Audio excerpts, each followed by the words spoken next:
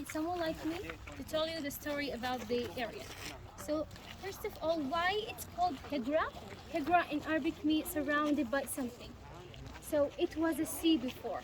That's why it's called Hegra. It was surrounded by mountains and the middle it was a sea. So we are like standing in the bottom of the sea. Yes, so that's why we have this incredible shape of mountains, beautiful landscape. Even we can sometimes find some shelter. So what do you think is this facade behind me? This is the tomb. Yes, it is a tomb. Yes. The Nebatians have a belief that if they buried in sand, they will disappear, vanish. But if they have their tombs in mountain, they will be close to God and they will have an afterlife. This is their concept. It was a common concept at that time. So even if they are poor, they only have like holes at the top of the mountain. But here we can understand that this guy was very, very rich to have this tomb with a lot of detail. And it's the biggest one in Hegra. But first, who are the Nebatians? Where they came from? Actually, they were nomads, Bedouin, traveling in the desert, looking for pasture for their animal. This is their start. But because they know how to dig well, they can survive in desert, so they control the instant trading route, which was very important at that time. Like it was a quarter economy of the Roman was depending on that road. So when they control it, they become very, very rich. Of course, if you're rich, you won't be still a Bedouin anymore. You will start a civilization. So that's what happened. They start at Jordan, Petra. It is their capital city. And then they have Hegra as a second city because they want more control on the instant trading route because it was closer than Petra. So, yeah, so because of that, they came here.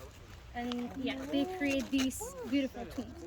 For example, this one, it's for Lahyan, son of Kuza. He's a leader and he wants to show off and prestige, so he bought the whole mountain just for himself. And he commissioned to have this tomb with 4 columns. It is the only one in Hegra with 4 columns. And as you can see, there is no tombs next to him. So he is the unique. And in local we call al-Farid, the unique one also because of that. But unfortunately, the sad story, they never completed the tomb. You can see the lower part, it's not smooth like the top. So they never finish it and it's empty inside. They never buried Lahyan son of Kuza there. And it's still mystery. Maybe because he was a great leader, he just killed in a battle and no one moved him to the tomb. Or maybe he just running out of money. It could be an economic crisis. Yes, why he not falling down? They use glow or something? Yeah. So I forgot where we just smooth one. He was running out of money. Yes.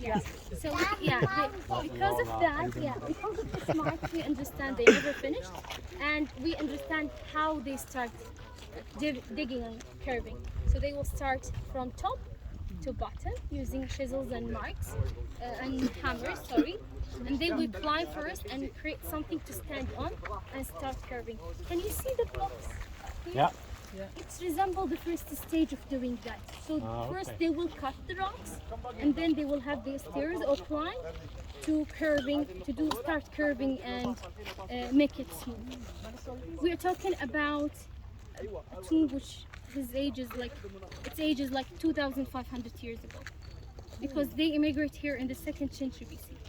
Yes, so it's very ancient and cool. So it was parallel to the Delman time. Yeah?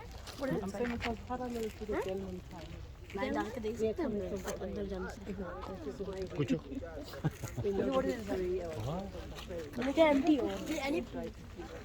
Anybody ever Can you so नहीं कर सके ना?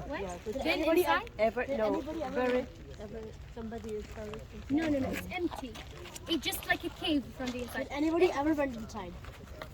Been inside? Yes, me. I see him before.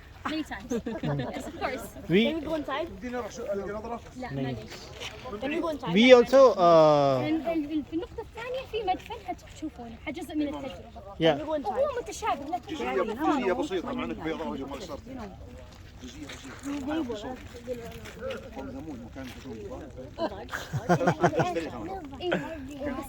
ايوه بس خارج يعني شرح خارج شرح اكثر يعني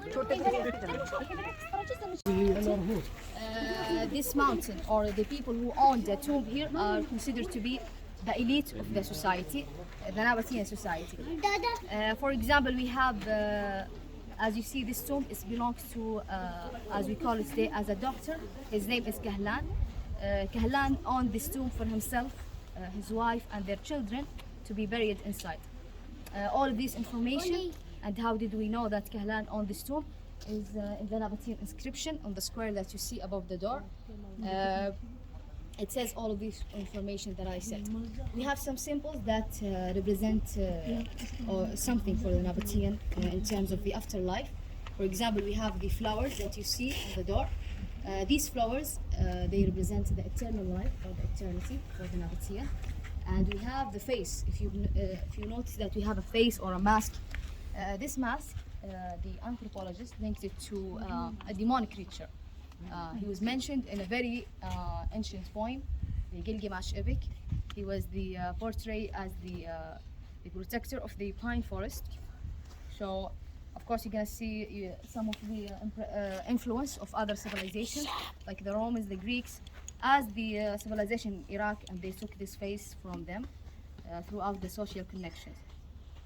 You probably noticed that we have an eagle in some of the tombs. Most of Hegra's tombs has this eagle, and it represents their god, the Shara. Now we're gonna go to the other side with the ranger, and you're gonna enter one of the tombs, which is number 40. It's the only tomb that we're gonna go inside. If you come closer, you can see the place or the burials where the bodies put. So it was more than one person that was Yes. buried in the Yeah, it's a family tomb. And what's the size of the inside? The size is the size of a room that you're gonna enter now. It's number 40. Right, Yes. same size. It's the same size. And the But head you're gonna- fell off or was taken off or why is It's it missing? taken. It's probably taken. Okay. Thank you very Interesting, much. thank you.